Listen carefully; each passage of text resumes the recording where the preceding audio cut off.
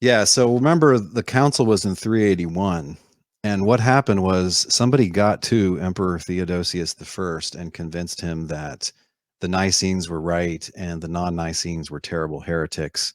So in 380, he issues this statement and basically declares the Nicenes the winners. And then he calls in his own imperial city a council for the next year. So, I mean, it looks really dirty, right? As far as procedure, you have the emperor calling the winner ahead of time and then telling them that unless they agree with this Nicene teaching, then they have to they're going to face his wrath and God's wrath, basically. In the paper, I say that his own decree, uh, it could be read either ways, right? And you have to remember he's going to be very careful to use traditional language. Everybody was sensitive about that at this precise moment in church history. And so I say that he mentions two other reference points, which is the Alexandrian Bishop Peter and then Pope Damasus, the Bishop of Rome.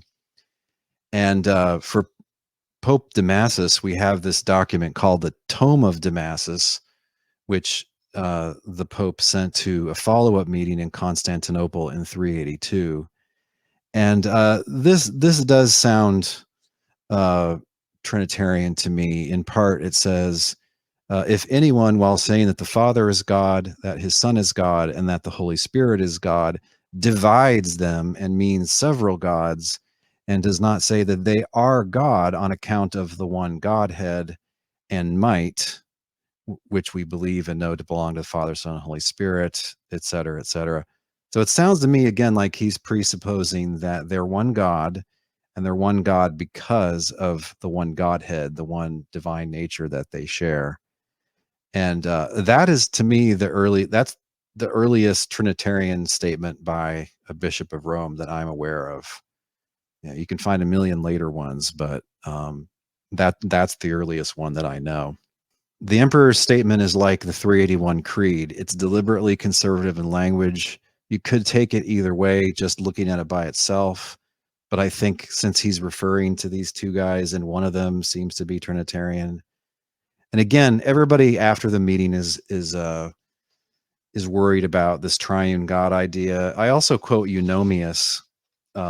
So the so-called Neo-Arian, this non-Nicene guy that the Cappadocian Fathers are constantly battling at great length, and he gets hauled in with the other heretics to sort of report to the emperor, and I think it was 383, and he gives his own carefully composed statement about his own non-Nicene theological convictions, and it seems to refer to the idea that God is three or that God is tripersonal. And so, by all accounts, Eunomius is a very sharp person, a very smart guy. I think he gets it. I think he understands, what he's opposing well enough. So I quote him, and then I get into the Cappadocians, and here it's tricky. So Basil of Caesarea, the oldest among them, I've read all of his surviving works, and I agree with Bo Branson that he never ever refers to a triune God in any way. He's older, he's very conservative, and he wants to stick with the biblical language that the one true God is the Father alone.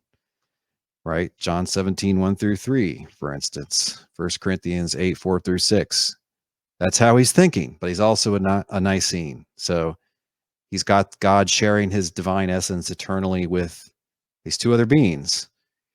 And so Basil, we know, as I mentioned before, he gets constantly heckled as a tritheist. Now, of course, he didn't say, hey, I'm a tritheist. There are three gods.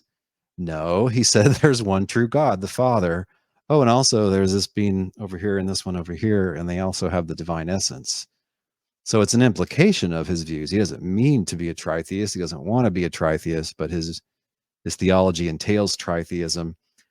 Some of his short works, I don't think they had been translated before. Some of them are in this book by an excellent Roman Catholic scholar named Dr. Mark Del Cogliano. you can read how he tries to answer this objection that the Nicene views are really tritheistic. And in my view, he just flounders all over the place. He's like, well, there's one essence, they're unified in how they act. You can't discern more than one action. Like, to me, he tries out all these answers. If he just had one good answer, that would be enough, right? But when you're throwing everything but the kitchen sink at it, you're kind of admitting that you don't really have one good answer. So you just keep flailing away at it. And apparently, that's how things stood when he died. So his younger associates, who he was sort of conniving with on the Nicene side as regards church politics and so on, Gregory of Nazianzus and Gregory of Nyssa, in my view, they do refer to the triune God. Dr. Branson disagrees very strongly. And I admit that I find Gregory of Nyssa very hard to understand, and I don't find a lot of Trinitarian talk in him. I think there's at least one passage, which I quote in the paper. But hey, if at the end of the day he's like Basil, that's okay with me. He doesn't have to believe in the triune God. There's a whole herd of other people coming stomping in doing that around the same time. Gregory of Nazianzus, I think, is clearer. There are a number of passages I found in him where he's referring to God as the Trinity, the one God as the Trinity. So, right, you don't when polytheism comes up, you don't fall back on, hey, well, only the Father has all the divine attributes. Nope, we have to say they all have the divine attributes. So, I guess we better say the one God is the Trinity then. So I see that in Gregory of Nazianzus. Yeah, in your article, you call Gregory the first Trinitarian, quote, false positive. Well, see, I was referring in a footnote back to a much earlier writing of his. I think it was from the 360s, if I remember. And it sounds Trinitarian, but when I say it's a false positive, I mean, if you're looking for triune God references, this is going to look like one at first glance. It's like fool's gold. It looks like gold. Why it might be a false positive is because, like I said, he was very consciously a public author, and he edited all of his earlier writings at the end of his life. And, at the end of his life, this was the big deal. This was the big deal that was, the fight, the decisive win over the dastardly Arians. So it's very easy to think that he maybe made it a little more Trinitarian as he revised it for publication decades later. So that's what I meant by that. I could be wrong. I mean, maybe he just had that idea back then, but he didn't really insist on it back then. Right.